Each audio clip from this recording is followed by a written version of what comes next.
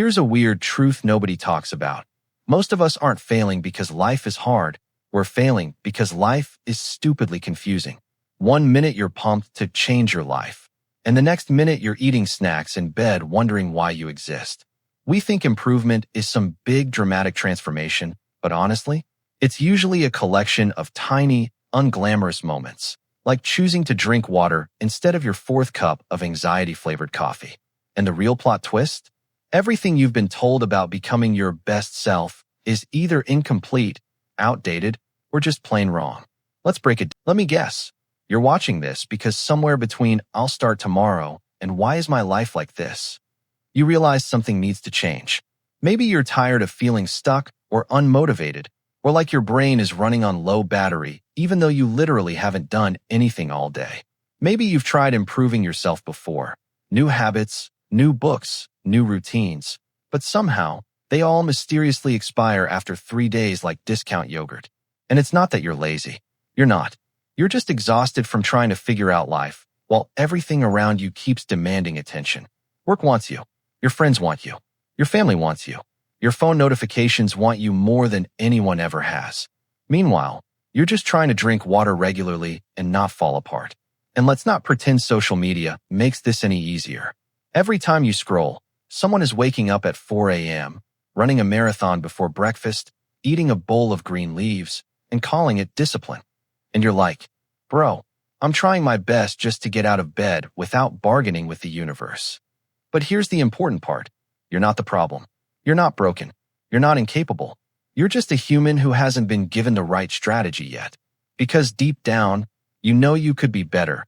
You felt that potential inside you. You've had those moments where you catch yourself imagining a version of you who's calm, organized, confident, and not constantly drowning in unfinished tasks or self-doubt. And that version of you, it's real. It's possible. You're closer to it than you think. You just haven't been shown the unknown truths that make improvement actually work in real life. Here's where most of us crash the self-improvement car before we even leave the driveway. We chase the wrong things. And by wrong, I mean the things that look productive from the outside but do absolutely nothing for our actual life. It's like polishing your shoes when the whole house is on fire. Technically something got cleaner, but priorities? The first big mistake is the dramatic overhaul fantasy. You know the one. You wake up one day and decide, that's it. I'm changing my whole life. And suddenly you're planning a 27-step morning routine, buying a journal with a lion on the cover, and telling yourself you'll meditate, read, work out, drink 8 liters of water, learn a language, and become a millionaire, all before lunch. And then, shocker, it lasts 2 days, 3 if you're running on delusion. Another mistake is the busyness trap.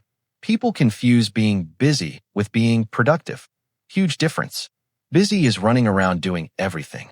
Productive is doing the right things. But because society claps loudly every time someone says, "I'm so busy," we start treating busyness like a personality. We fill our day with tasks that don't matter, just to feel like we did something. Spoiler, your brain knows you're lying.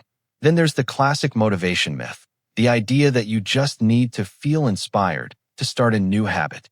Please, if humans relied on motivation, we would still be living in caves because nobody feels motivated to do anything consistently. Motivation is like Wi-Fi, great when it works, unreliable when you need it most, and disappears completely at random. And don't forget the all-or-nothing mindset. One slip, one missed day, one moment of weakness, and you're like, well, guess I'll restart next year. This mindset has destroyed more goals than Netflix has destroyed productivity. Missing once doesn't matter. Quitting does. Finally, we fall for aesthetic improvement instead of real improvement. We buy planners instead of planning. We watch productivity videos instead of being productive. We romanticize the idea of change, but don't build the systems required for change.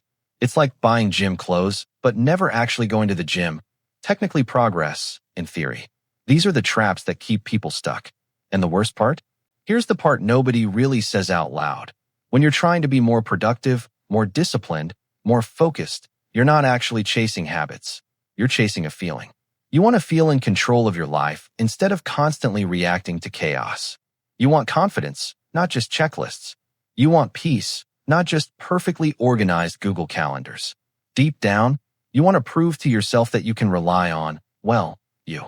That you're capable, consistent, and not just someone who starts things and never finishes.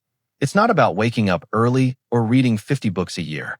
It's about becoming the kind of person who trusts their own abilities, someone who makes decisions without second-guessing, manages life without panic, and doesn't feel like they're constantly running behind. You don't want productivity. You want freedom. Productivity is just the vehicle.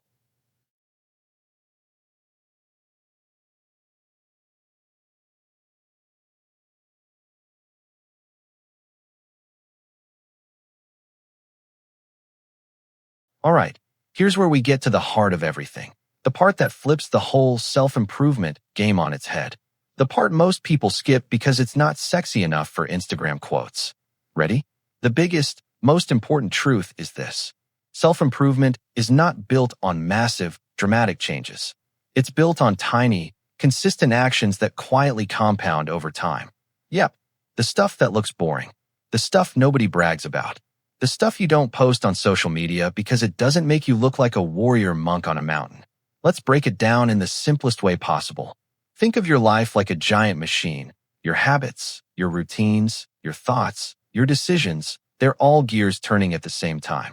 Most people try to change their life by hitting the machine with a hammer. I'm going to change everything starting tomorrow. But the machine doesn't need a hammer. It needs a slight adjustment to a tiny gear, and suddenly the whole mechanism starts running smoother. That tiny gear, it's your daily actions, not your dreams, not your motivation, not your 2 a.m. life crises. Just tiny, repeatable actions you can do even on your worst days.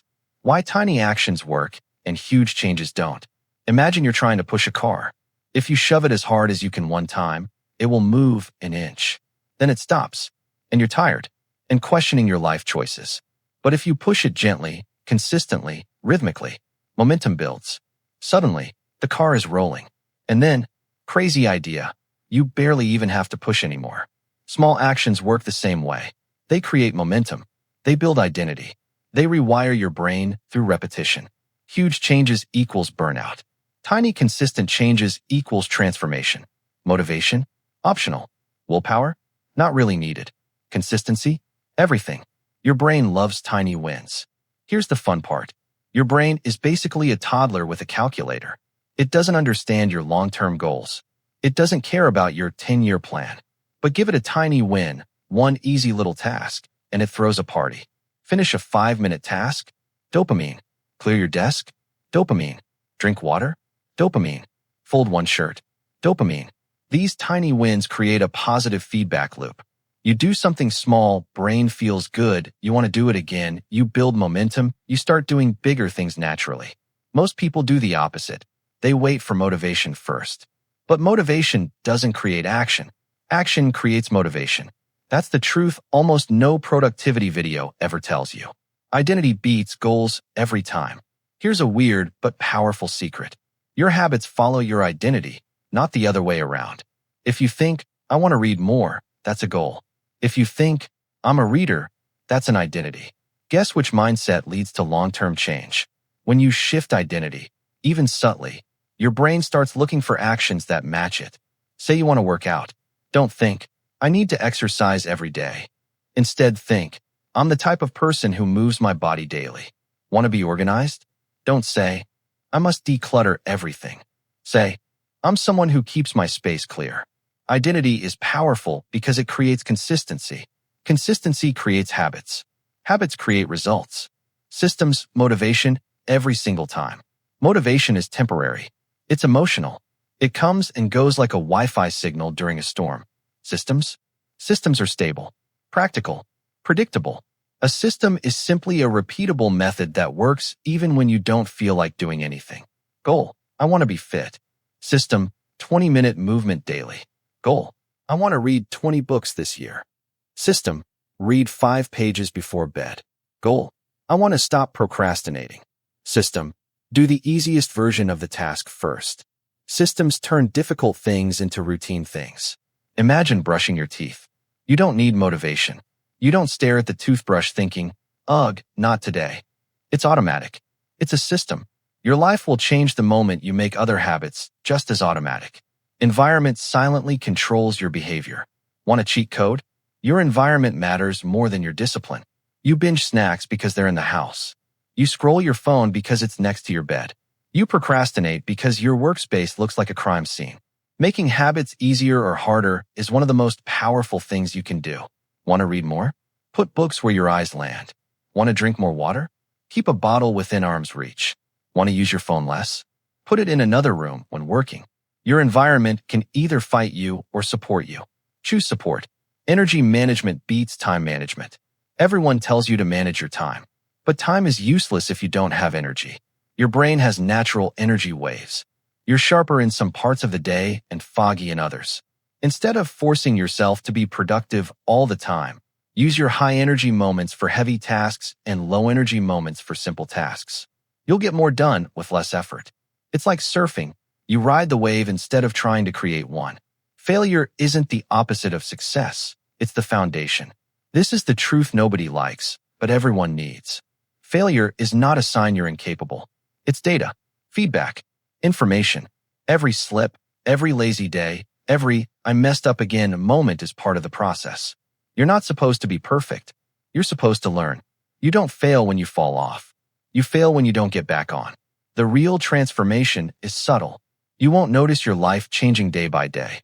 But one morning, you'll wake up and realize your old habits feel distant. Your decisions feel easier. Your mind feels clearer. Your routines feel normal. All right, picture this. Meet Alex. Alex is all of us on a Monday morning. Full of hope, full of ambition, and full of absolutely zero actual energy. Alex wakes up one day and decides, okay, this is it. New life, new me. Classic setup for disaster already. He opens YouTube, watches one motivational video with dramatic music, and boom, suddenly he's convinced he's about to become a productivity god. He grabs a notebook, writes down 15 goals, color codes them, adds stickers, and feels extremely proud of himself for doing the work. He didn't actually do anything, but the notebook looks great, so it counts. Apparently. Then reality hits. Goal number 1 was wake up at 5 a.m. Alex wakes up at 8:47 a.m. He looks at the clock like it personally betrayed him. Goal number 2, work out for 1 hour. Alex does 3 squats, gets dizzy, and decides maybe his chakras are misaligned today. Goal number 3, read 30 pages. He reads half a page, gets distracted, and spends 25 minutes Googling if plants can feel emotions. By lunchtime, Alex feels like a failure. And because he thinks everything has to be perfect, he declares the whole day ruined. Classic all-or-nothing meltdown. Now here's the twist. The next week, Alex tries something new, tiny actions. Instead of forcing himself to be a superhero, he decides on one micro-habit. Read 5 pages. That's it. Day 1, he reads 5 pages. Easy. Day 2, 5 pages again. Still easy. Day 3, accidentally reads 12 because the chapter got good. Momentum activated. Then he adds another tiny action. Stretch for 2 minutes. Not a workout. Not a full routine. Just stretch. 2 minutes becomes 5. 5 becomes a little walk. Suddenly, he's moving daily without forcing it. Fast forward a month. Alex is doing more than he ever did during his all-or-nothing phase. And the best part? It feels natural, automatic, almost effortless. Now that you understand the core principle, let's break it into simple, repeatable steps you can apply immediately. Think of this as your roadmap. No overthinking, no complexity. Just follow the process and you'll start seeing a shift in how people respond to you, how conflicts dissolve faster, and how confidently you move through tense situations. Step 1. Pause before reacting. The moment tension rises, don't speak first. Take a 2-second pause. This single action breaks the automatic emotional chain reaction and gives you control of the moment. Step 2. Observe the real emotion, not the words. Most people respond to words, not feelings. Instead, identify what emotion is driving the other person: frustration, fear, embarrassment, pressure. Once you see the emotion, you'll know how to respond instead of escalating things. Step 3. Use calm but firm tone. Your tone communicates more than your words. Keep your voice low, steady, and measured. This signals psychological authority and diffuses emotional spikes instantly. Step 4. Validate without agreeing. Say lines like, I hear you. I get why this feels frustrating. Validation reduces defensiveness, even if you disagree with their argument. Step 5. State your point in one clear sentence. No long explanations. No justifying. One clean, direct statement carries more power than a paragraph. Step 6. Here's an advanced technique that locks the entire framework into your mind so you can use it instantly, even under pressure. I call it the 3 A's. Air, aim, anchor. It's a compact memory anchor that summarizes everything you need to do in a tense situation. Number 1, air, create space. Before responding, give yourself air. A single breath. A 2-second pause. This moment of space interrupts emotional reactions and prevents you from being dragged into someone else's panic or aggression. Air equals control. Number 2, aim. Focus on the emotion, not the noise. Instead of getting distracted by their tone, words, or accusations, aim your attention at the underlying emotion. Ask yourself silently, what is this person actually feeling right now? Fear? Stress? Feeling unheard? Once you identify the emotion, everything becomes clearer and you respond with strategy, not impulse. Number 3, anchor, ground the conversation. End every tense exchange by anchoring the moment. This means using a calm, certain, final sentence that guides the direction. Here's what we'll do next. Anchoring signals leadership and immediately reduces chaos.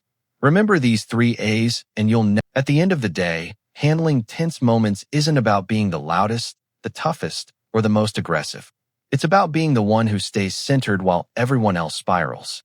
When you use the pause, read the emotion, speak with clarity, and anchor the moment, you don't just win the argument. You win respect, influence, and long-term control of the situation. Remember the 3 A's, air, aim, anchor. If these become part of your instinct, you'll walk into every difficult conversation with confidence that others can feel instantly. If you found this breakdown helpful and want more guides like this, tools for communication, psychology, and handling high-pressure interactions, make sure you follow the channel and check out the next video.